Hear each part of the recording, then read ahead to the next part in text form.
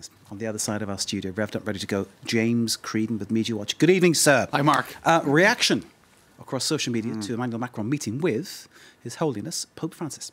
That's right. Lots of different angles to the reaction, but it was their first meeting, longer than expected, almost 1 hour. That's twice as long as the 30 minutes or so spent with Donald Trump. Longer as well than the meeting with the Obamas and with previous French presidents. And certainly the body language is very warm, very tactile. There was the cheek kissing, etc., the hand, shoulder Because patting. normally you don't touch the Pope. Right. It's like touching the Queen. Or, Right. You don't touch, do you? No. And I suppose both men have been quick to kind of leave protocol aside in various ways, in particular Pope Francis. So that's the photo there of the two men published on Emmanuel Macron's Twitter account. Worth noting that there is no comment. Probably a sense that the photo speaks for itself. Supporters of Macron feel that they're proud of the fact that he got on visibly so well in terms of body language with the Pope, despite several points of disagreement. And I suppose Europe is very divided now on so many different lines. I mean, it's very difficult to find more than 2 or 3 or 4 countries that are agreed on all of the major issues. So Le Figaro, despite the fact that there are major differences when it comes to refugees and asylum between Emmanuel Macron and the Pope, they're saying actually that really this was a case of him seeking the support of Pope Francis on this issue. Why? Because Italy, of course, is now under the rule of the Five Star Movement and the League. The Interior Minister is... we've been seeing boats being turned away, whatnot. So even though Macron has been saying we don't want to take migrants from Italy, and very tough line on asylum, really you could say that the Pope is somebody who Emmanuel Macron could look to as a voice of reason in Italy in the current context. And there's a quote in this article in Le Figaro from the Italian ambassador to UNESCO, saying the Pope is what would you say, a pacifying authority in a fractured world whose moral support for the defenders of a European construction, of a common European project, is vital. So I suppose that's kind of the political context of all of this. You'd have to go back as well to when the Pope or when Emmanuel Macron in April addressed the bishops in France and made sort of noises that sounded like he wanted a kind of a rapprochement between the Catholic Church and France, which is absolute anathema to the left wing in France. Generally, who are big defenders of laïcité, the sort of hardline brand of secularism in France.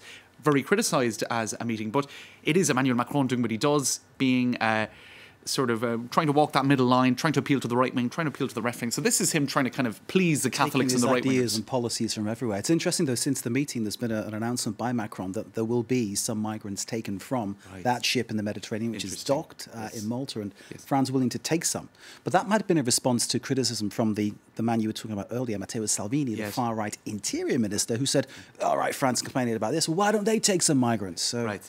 Well, it's a touchy issue, and actually just to turn to the Italian media and what they've been saying about it, the Corriere Internazionale here in France, looking at the Italian response, and indeed they speak about in Il Giornale, the right-wing newspaper in Italy, they speak about Matteo Salvini, and they say that essentially Macron is viewed by this newspaper and indeed by a lot of the right wing as a president who welcomed nobody, which is obviously not entirely true. But in 5 months since the beginning of 2018, the French police have refused 10,249 people at the Italian-French border at Ventimiglia. So certainly the Italians really feel that France is not playing. France wants the Dublin Accord to be implemented. First port of entry, first country of entry, deal with the problem. And of course, Italy feels that they've been left with too much of the burden and that there isn't enough solidarity. The Huffington Post in Italy has also been looking at this, saying that Macron is essentially that this is a gesture of a kind of an openness, if you like, to the Catholic community in France, in particularly composed of right-wing voters and sympathisers of the Républicain Party. So this is also, there's a lot of different things going on here. This is Macron trying to appeal to a broader voter base in France. It's also, I suppose, trying to I suppose, use the Pope's influence in Italy for some greater degree of agreement on this issue of migrants. As the Pope's constituency comes into 2 billion people, whereas Macron's is just 60 million in France. That's it. That's one way to look at it, I suppose. Exactly. What about this honorary title that's been given to Macron? That's got a lot of it got a certain amount of buzz in the run-up to this as well. What is it again? It's the honorary canon of the Archbasilica of St. John of Lateran. It's an honorary title. Sounds like a corker. There you go. And it would in the past have allowed you to enter the basilica on horseback. So some people did pick up on that, saying, actually, do you know what? He'd probably love that. He's holding back. He'd probably love it. Others picking up on that title. Do you remember a couple of weeks ago, a cheeky teenager referred to him as, hey, Manu. And he said, I'm Mr. President of the Republic, please, or Mr. even.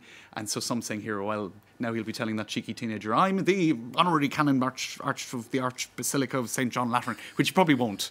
But he does have he does have quite a few strings to his bow. He's also the co-prince of Andorra. You see, France is secular. That's a good one. France is secular, but likes to remember that it wasn't once upon a time. I suppose that's kind of a quick way of yearnings towards the old monarchy. That's right.